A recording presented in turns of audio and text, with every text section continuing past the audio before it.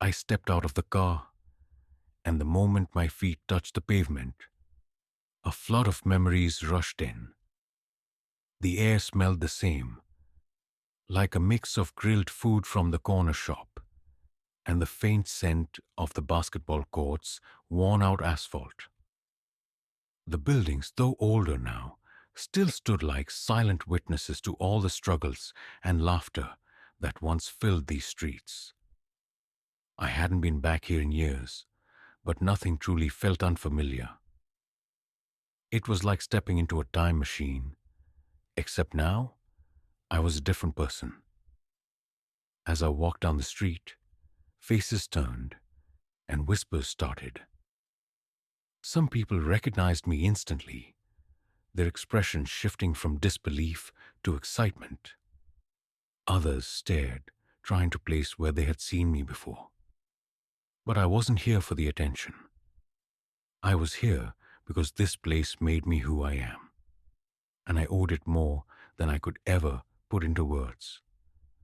I remember those cold nights when we had to layer up with whatever clothes we could find because the heating barely worked. I remember my mom doing everything she could to keep food on the table, stretching every last dollar to make sure we didn't go to bed hungry. And I remember the kids, my friends, some of whom never got out of here. Some took wrong turns, fell into the traps that were set for us, and never made it back. I got lucky. I had talent, sure, but I also had people who believed in me, even when I didn't believe in myself.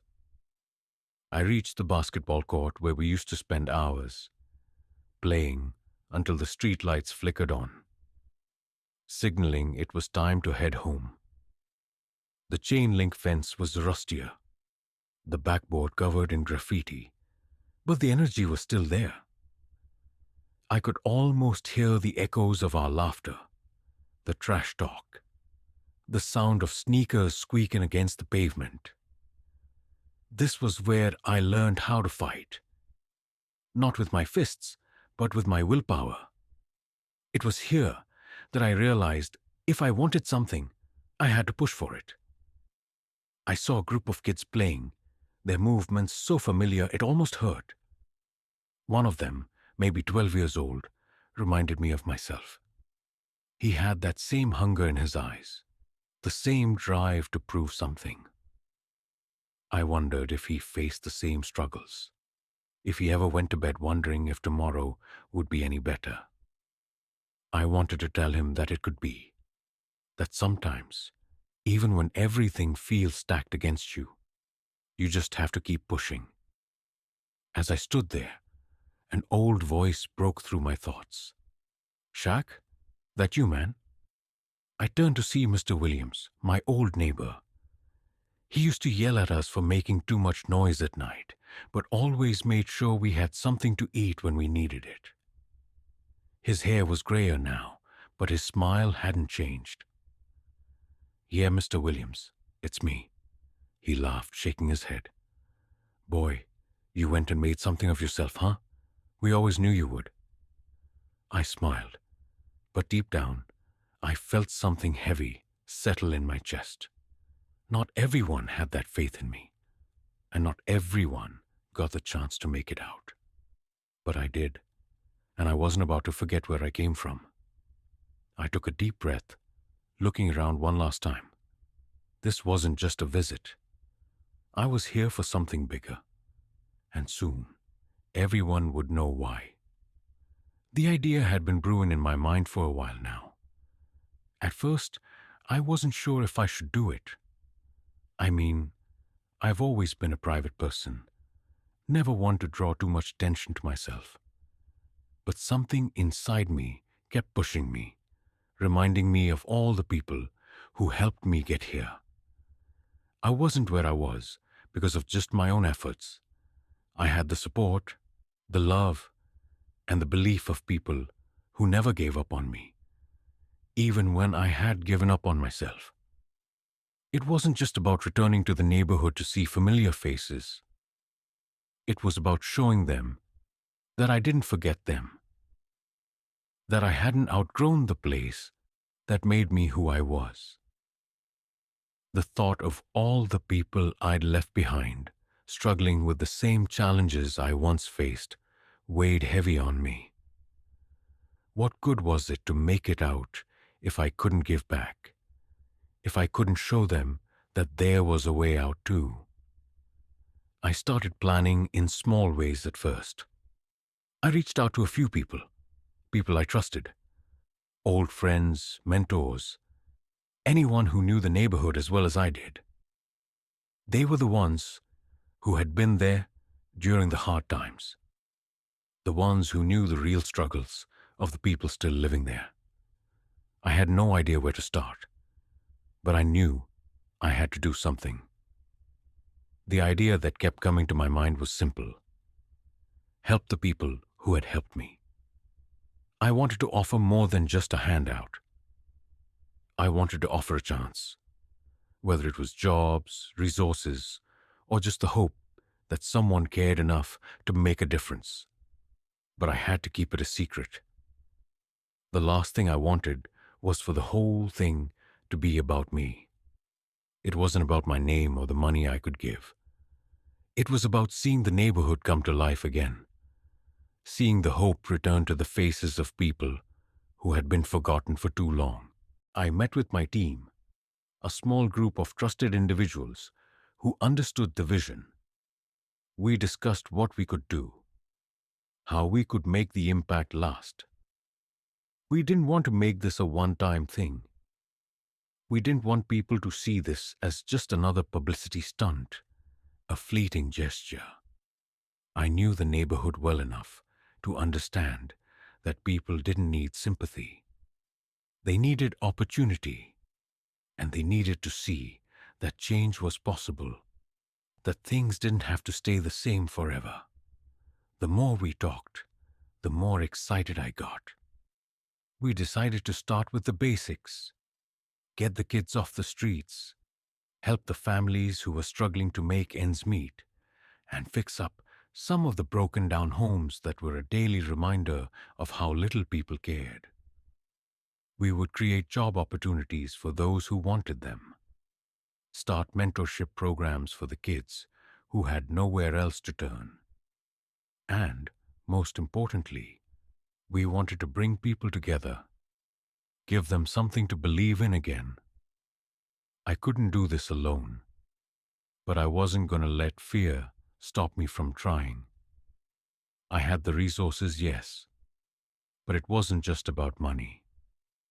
It was about showing up for people, about giving them something that had been taken away from them for so long, their dignity.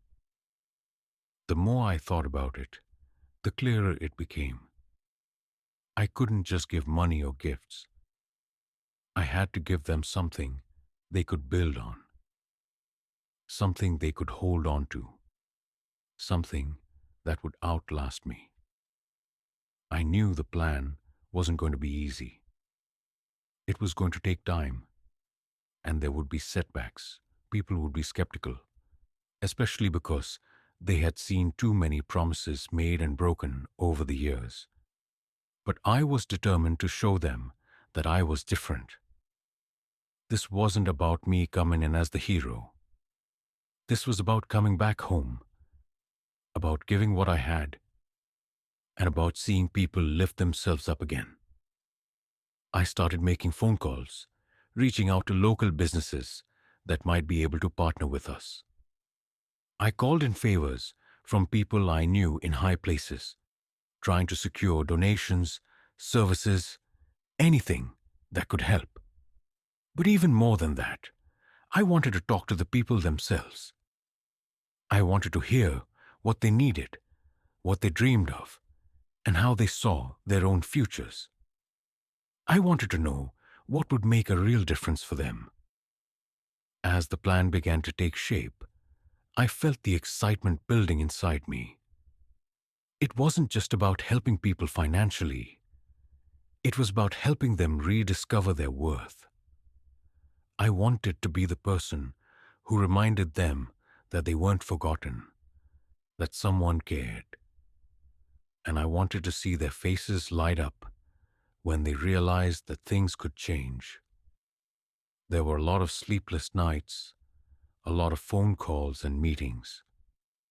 But as each day passed, it became clearer that this wasn't just a good idea. This was something I needed to do. I knew that the neighborhood had been through so much already, and I wasn't going to be the one to stand by and do nothing. And then one night, it hit me. It wasn't just about the tangible gifts or the programs we were setting up. It was about the emotional gift. The greatest thing I could give them was a reminder that they weren't invisible, that they mattered. So many people had walked by this place, forgotten it existed, but I was going to make sure they remembered. This wasn't just a charity project. This was personal. This was my home, and I was going to do whatever it took to make it better. For the kids, for the families, and for the people who had supported me when I needed it most. It was time to go back to the neighborhood, time to let everyone know that I was here and I wasn't leaving. The day had finally arrived. I felt a mixture of excitement and nerves, something I hadn't felt in a long time. But today wasn't about me. It was about the people who had been here for me when I was just a kid with a dream, a ball, and a whole lot of hope. I knew the moment I stepped onto these streets, everything would change for the better, even if just for a little while. I didn't want to make a big deal about it. I didn't want to announce myself like some big shot coming to save the day. That wasn't the point. The point was to give back, to show the people here that they mattered, that they were seen. I had already reached out to a few key individuals in the neighborhood to help organize things, but the real surprise would come when people saw what I had planned. The trucks arrived early in the morning, packed with gifts, supplies, and everything we could manage to bring. The team and I had been working for weeks, gathering donations, preparing packages, and setting up different areas around the neighborhood where the gifts would be distributed. We wanted to make sure it wasn't just about toys or clothes. It was about things that could make a real difference in people's lives. We had educational supplies for the kids, household items for families who needed them, and even job opportunities lined up for those looking to make a change. The idea was simple: give people the tools to thrive, not just survive. I remember walking to the heart of the neighborhood as the first people began to gather. It was early, but the word had already spread. A few of the local kids ran up to me, their faces lit up with the kind of excitement that could only come from the promise of something special.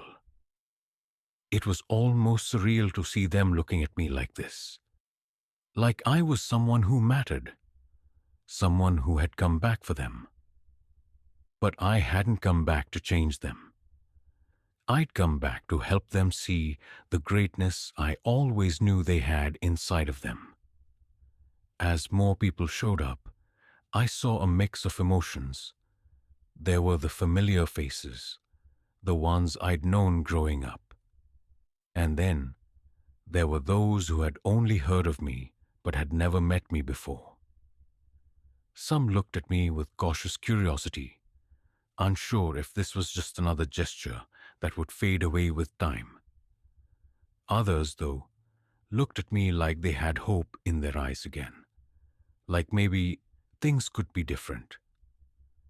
I made my way over to a group of mothers gathered by the food station.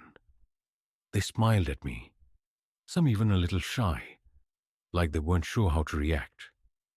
But I could tell they were grateful. One woman, a mother of 3, took a step forward and gave me a hug. It was unexpected, but I could feel the weight of the years she had carried in her heart.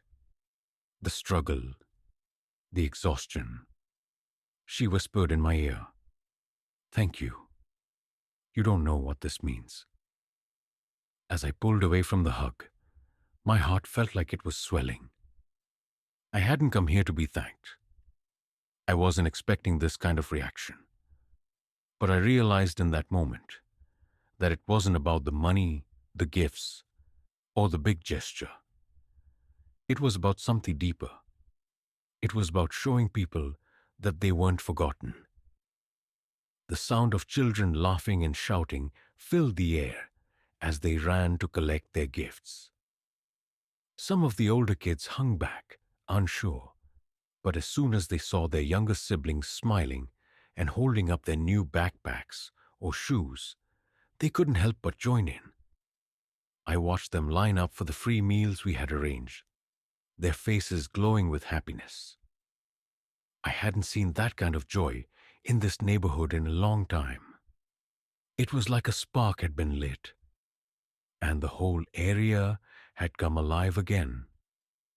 I kept my distance at first, standing off to the side, watching as people began to talk to each other, reconnecting with old friends and making new ones. It was like they had forgotten how to just be happy, how to share a moment of joy without the weight of daily struggles dragging them down. But there it was, a moment of peace, a moment of connection. One of the older men, who had been a mentor to me when I was young, came up to me, his face softer now than it had been in years. "You know," he said, his voice cracking a bit, "I never thought I'd see the day you came back like this. We all knew you had it in you. You've always been the one to go after what you wanted. But this is something else." I smiled at him, shaking my head. "It's not about me, man. It's about all of us." As the day wore on, more and more people came through. We handed out food, clothes, books, and resources. I didn't just want to give things away. I wanted to give people a chance to be seen, to feel like they mattered again. One young girl came up to me, holding a new winter coat, and just hugged me without saying a word. Her mother stood behind her, tears in her eyes, nodding in thanks. And then there were the moments that really hit home. Like when a group of teenagers, kids I had watched grow up, kids who had seen the same struggles I had, came up to me, asking how they could give back to the community.